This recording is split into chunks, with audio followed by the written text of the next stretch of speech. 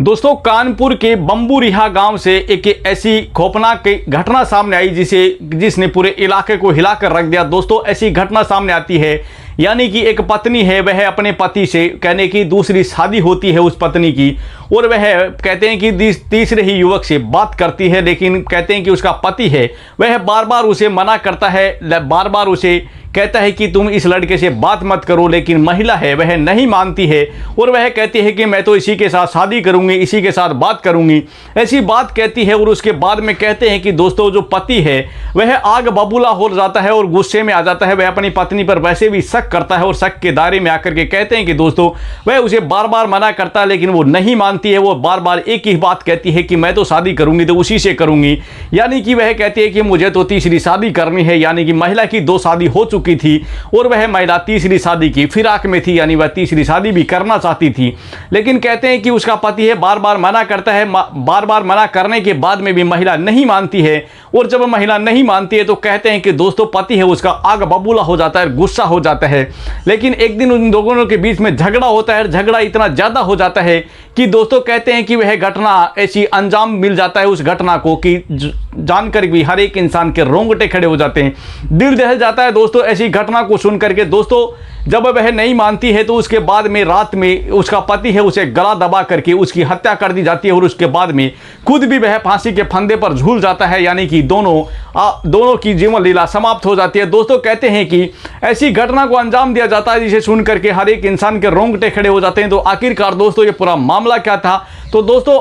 कहते हैं कि वीडियो में अंत तक बने रहना, चैनल पर नए हो तो चैनल को सब्सक्राइब करना, वीडियो अगर अच्छी लगे तो वीडियो को लाइक करना। दरअसल दोस्तों ये पूरी कहानी है, यह है उत्तर प्रदेश के कानपुर की, और कानपुर के अंदर बम्बू रिहा गांव पड़ता है कि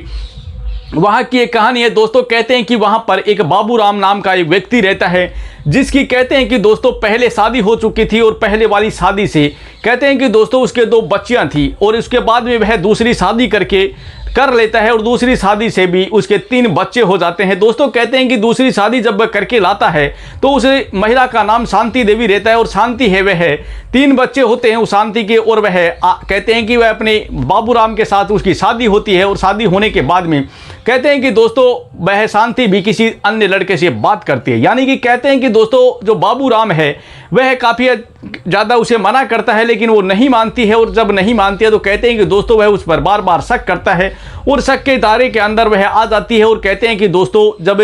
कहते हैं बाबूराम की जो पहली शादी थी वह 2009 में हुई थी, और 2009 में कहते हैं कि शाहपुरा की ननकी के साथ में उसकी शादी होती है। काफ़ी समय कहते हैं कि घर के अंदर जब लड़ाई झगड़ा होता है तो ननकी है वह 9 साल पहले उसको छोड़ करके चली जाती है, और उसके 2 बच्चियाँ रहती है, वो कहते हैं कि बाबूराम के पास में ही रहती है। और उसके बाद में बाबूराम है वह दूसरी शादी करता है 2018 के अंदर। 2018 के अंदर कहते हैं कि दोस्तों वह शादी करता है, और उसका कहते हैं महाराजपुर का सरसोल गांव है, वहां की जो महिला रहती है शांति, उसके साथ में उसकी शादी होती है। और शादी होने के बाद में कहते हैं कि दोस्तों शांति भी किसी अन्य लड़के से बातचीत करती है, और शांति के 3 बच्चे भी रहते हैं। लेकिन कहते हैं कि दोस्तों शांति को बार बार मना किया जाता है, बार बार बाबूराम उसे मना करता है कि तुम इस लड़के से बात मत करो, लेकिन कहते हैं कि दोस्तों शांति नहीं मानती है। शांति बार बार यही कहती है कि मैं तो इसी लड़के के साथ शादी करूंगी, मैं तो इसी लड़के के साथ जाऊंगी, यानी कि वह योजना बना लेती है तीसरी शादी करने की। दोस्तों इस योजना का पता चल जाता है बाबूराम को, जब इस बात का पता चल जाता है बाबूराम को,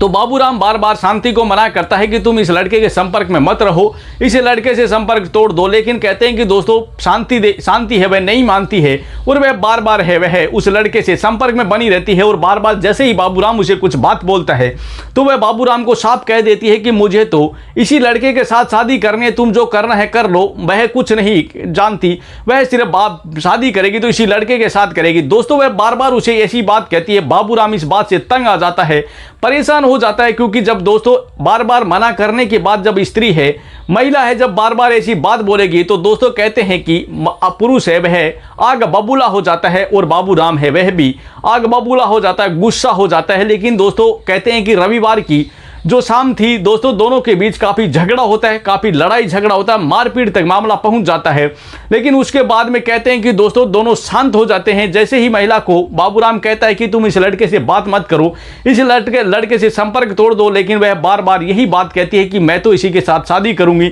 मैं तो इसी के साथ जाऊंगी, तुम जो करना है कर लो। बाबूराम वह कहते हैं कि मैंने 2 शादियां कर ली है, वह तीसरी शादी देख लेना,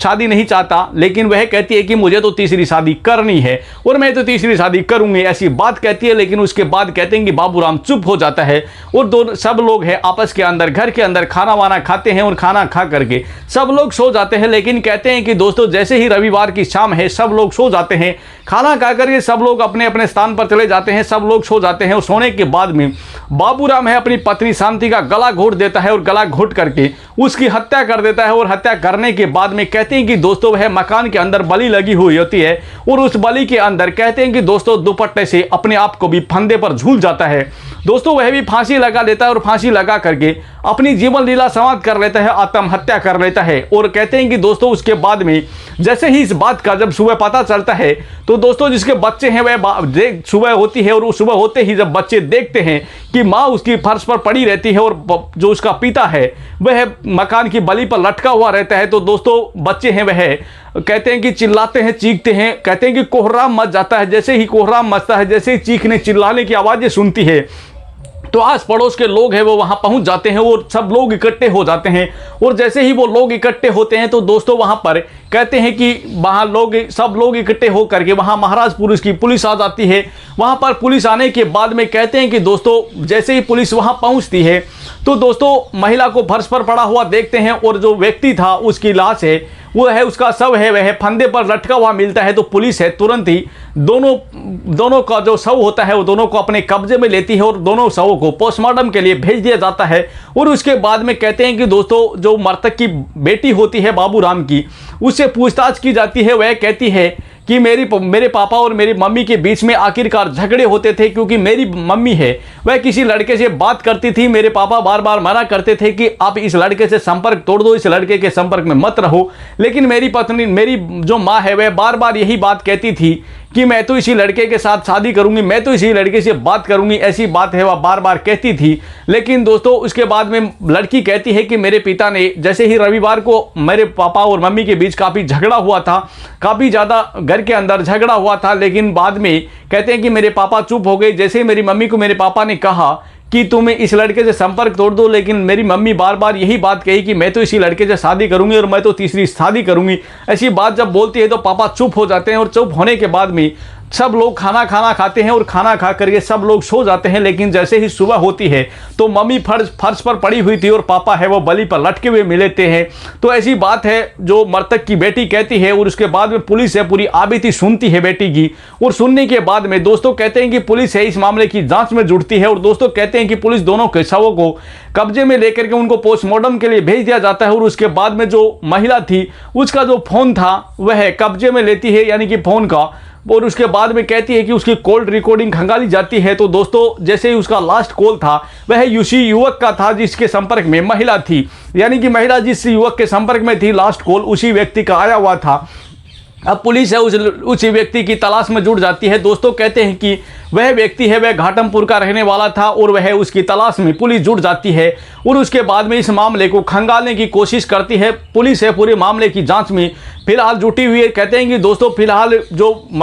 पुलिस है वह जो कॉल रिकॉर्डिंग है उसके आधार पर उस युवक की तलाश में जुटी हुई है जिस युवक के संपर्क में महिला थी। और उस युवक को जैसे ही पता चलता है दोस्तों फिलहाल इस मामले की जांच है, इस मामले का जो खुलासा है वह उसी व्यक्ति के ऊपर टिका हुआ है जिसके संपर्क में महिला थी। पुलिस उस व्यक्ति को गिरफ्तार करेगी और उसके बाद में ही इसी पूरे मामले की घटनाक्रम का पूरा खुलासा होगा। तो दोस्तों फिलहाल मामले की जांच चल रही है, पुलिस इस मामले की जांच में जुटी हुई है। जैसे ही यह मामला सामने आता है और जैसे ही वह युवक पकड़ा जाता है उसके बाद में कहते हैं कि दोस्तों पूरा मामला सामने आ जाएगा। उसके बाद में पुलिस है वह जैसे ही जो भी इसमें आरोपी होगा उसको कड़ी से कड़ी सजा देगी। लेकिन फिलहाल दोस्तों ये मामला कहते हैं कि जांच में चल रहा है और जैसे ही जांच पूरी होती है, जैसे ही ये मामला सामने आता है तो जो दोषी होगा उसको सजा जरूर मिलेगी। तो दोस्तों ये कहानी आपको कैसी लगी कमेंट बॉक्स में जरूर बताना। चैनल पर नए हो तो चैनल को सब्सक्राइब करना, वीडियो अगर अच्छी लगे तो वीडियो को लाइक करना। दरअसल दोस्तों ये कहानी सुनाने का मकसद है किसी के दिल को ठेस पहुंचाना या किसी को परेशान करना नहीं है, जबकि समाज में जागरूकता लाना, ताकि हमारा समाज जागरूक हो और हमारे सामने जो नई नई घटनाएं आती हैं, जो नए नए प्रेम प्रसंग के मामले आते हैं, यह दिल को झकझोर देते हैं दोस्तों, दिल को तोड़ के रख देते हैं। ऐसी कहानियां हमारे सामने आती है दोस्तों, दिल दहला देती है हर ऐसी घटनाएं आती हैं हमारे सामने। तो दोस्तों ऐसी अगर कोई घटना हमारे आसपास में हो रही है तो उनके खिलाफ आवाज उठाए ताकि ये मामले कहीं हद तक कम हो सके। लेकिन कहते हैं कि दोस्तों ऐसे मामले हैं वह दिन प्रतिदिन हमारे समाज में, हमारे देश में दिन प्रतिदिन बढ़ते जा रहे हैं, रुकने का नाम नहीं ले रहे हैं। तो दोस्तों इन घटनाओं से कहीं हद तक हमें बचना है तो हमें सचेत और सजग रहना होगा, क्योंकि अगर दोस्तों हम एक दूसरे से मिलकर नहीं रहेंगे और एक दूसरे का साथ नहीं देंगे तो शायद ये मामले हैं दिन प्रतिदिन बढ़ते जाएंगे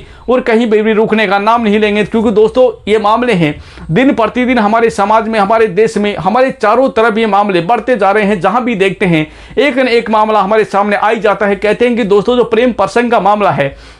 यह दिन प्रतिदिन बढ़ता जा रहा है, दिन प्रतिदिन ये मामले हैं दिन प्रतिदिन बढ़ते जा रहे हैं। ऐसे ऐसे प्रेम प्रसंग के मामले हमारे सामने आते हैं कि दोस्तों दिल को हिला देते हैं, यानी कि कहते हैं कि पैरों के नीचे से जमीन खिसक जाती है दोस्तों, रोंगटे खड़े हो जाते हैं। ऐसी दिल दहला देने वाली घटनाएं हमारे सामने आती है। तो दोस्तों इन घटनाओं से, इन कहानियों से कहीं हद तक हमें बचना है तो दोस्तों हमें सचेत और सजग रहना होगा और मिलकर के एक दूसरे का साथ देना होगा।